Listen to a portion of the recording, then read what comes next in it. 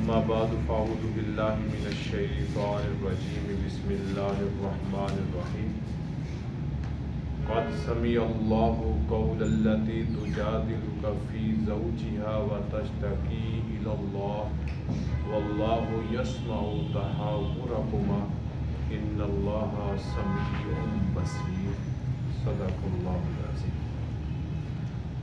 اللهم صل على محمد وعلى آل محمد كما صليت على إبراهيم وعلى آل إبراهيم إنك حميد مجيد.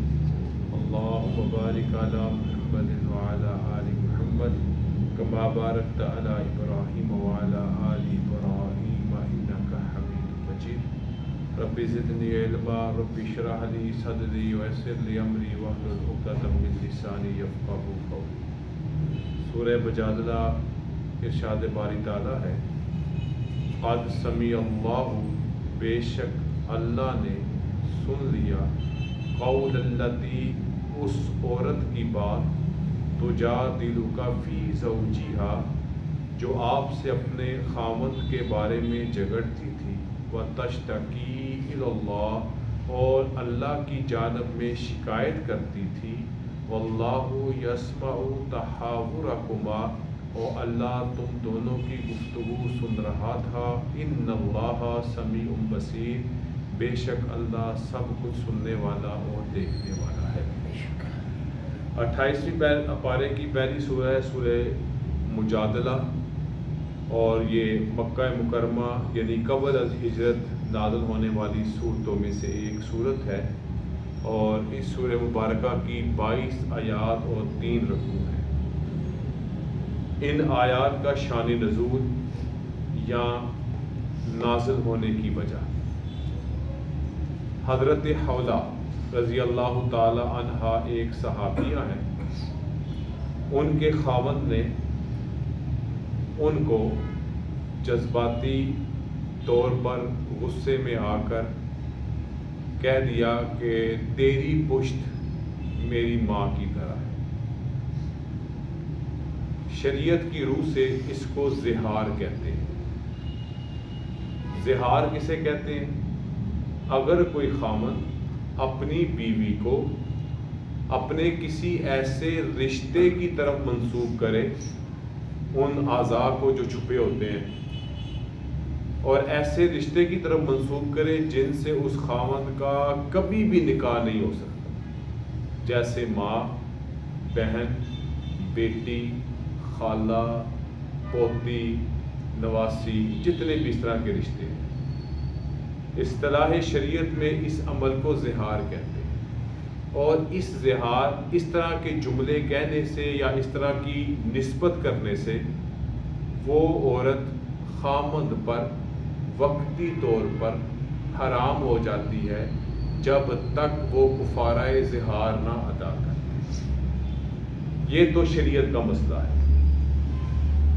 نبی کریم صلی اللہ علیہ وسلم کے زمانہ میں عربوں میں جب اس طرح کا جملہ کوئی خاوند اپنی بیوی کو کہہ دیتا نتیجتاً وہ ہر طرح سے اس کے لیے حرام ہو جاتی، اس کا اس سے تعلق مکمل طور پہ ختم ہو جاتا، ازدواجی تعلق ہر طرح کا معاملہ اس سے ختم اور واپسی کا کوئی راستہ نہ تھا. یہ زمانہ جاہلیت میں یہ رواج تھا. یہ معاملہ ہو گیا حضرت حولہ رضی اللہ تعالیٰ عنہ کے خاوند ابن صامت رضی اللہ تعالیٰ عنہ نے اپنی بیوی کو اس طرح کا جملہ کہہ دیا. اب چونکہ اس وقت تک شریعت کا کوئی واضح حکم نہیں آیا تھا، حضرت حولہ رضی اللہ تعالیٰ عنہ نبی علیہ الصلوۃ والسلام کی خدمت میں حاضر ہوئی اور اپنا یہ مدعا بیان کیا کہ میرے خاوند نے ایسا کہہ دیا. نبی علیہ الصلوۃ والسلام اس وقت تک زہار کے حوالے سے کوئی حکم نہیں تھا. آپ نے فرما دیا جواباً کہ بھئی میں اب کیا کر سکتا ہوں، کیونکہ وہ مطلب یہ کہ جو ہو گیا سو ہو گیا. حضرت حولہ نبی علیہ الصلوۃ والسلام سے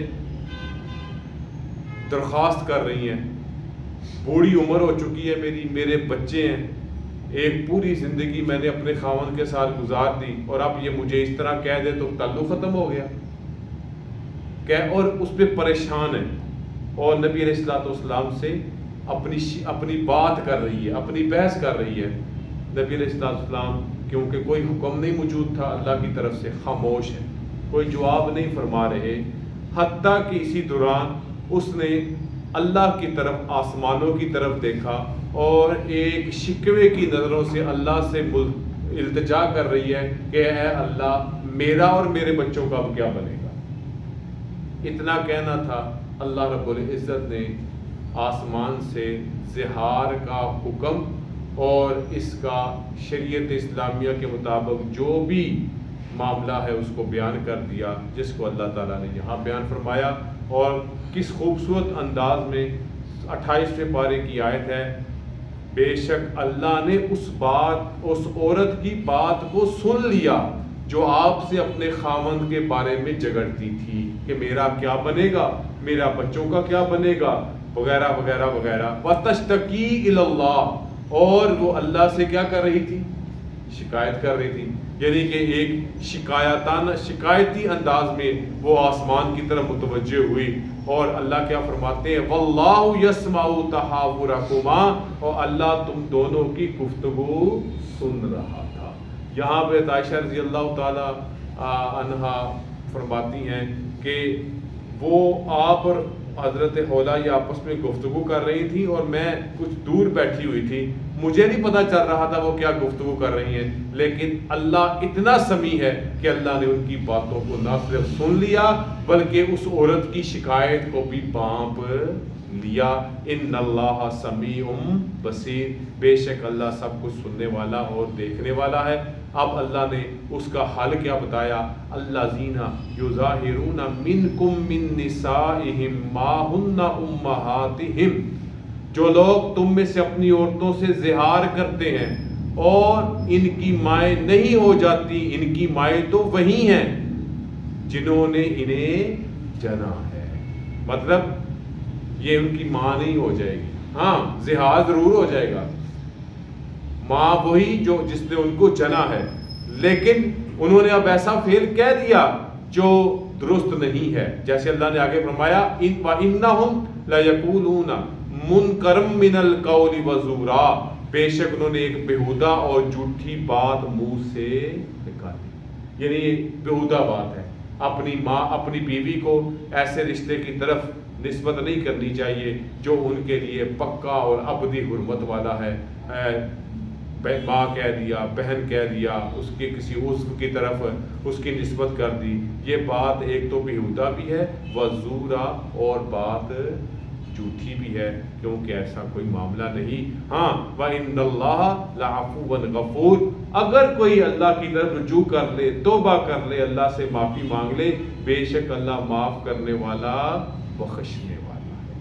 آگے اللہ فرماتے ہیں اب یہ معاملہ گڑبڑ ہو گیا، یہ منہ سے الفاظ نکل آئے، زہار ہو گیا، اب کیا اس کا حل ہے؟ اللہ رب العزت فرماتے ہیں، وَالَّذِينَ يُظَاهِرُونَ من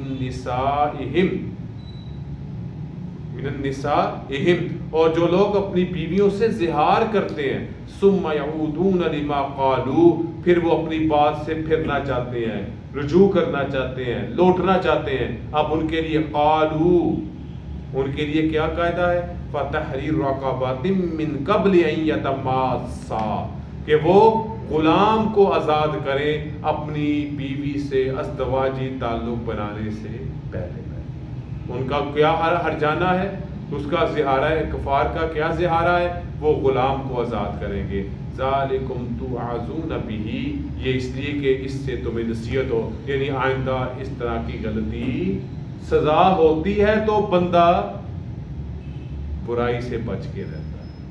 بندہ برائی کرے اور سزا نہ ہو تو وہ بار بار اس کو کرتا، یہ بطور نصیحت ہے. واللہ بما تعملون خبیر، اور جو اللہ جو کچھ تم کرتے اس کو خبر رکھتا ہے. پھر اللہ فرماتے ہیں ایک کفارہ زہار، دوسرا فَمَن لَّمْ يَجِدْ فَصِيَامُ شَهْرَيْنِ مُتَتَابِعَيْنِ مِن قَبْلِ أَن يَتَمَاسَّا، اور جو کوئی غلام نہیں پاتا، اب وہ کیا کرے؟ دوسرا کفارہ، دوسری صورت کیا ہے؟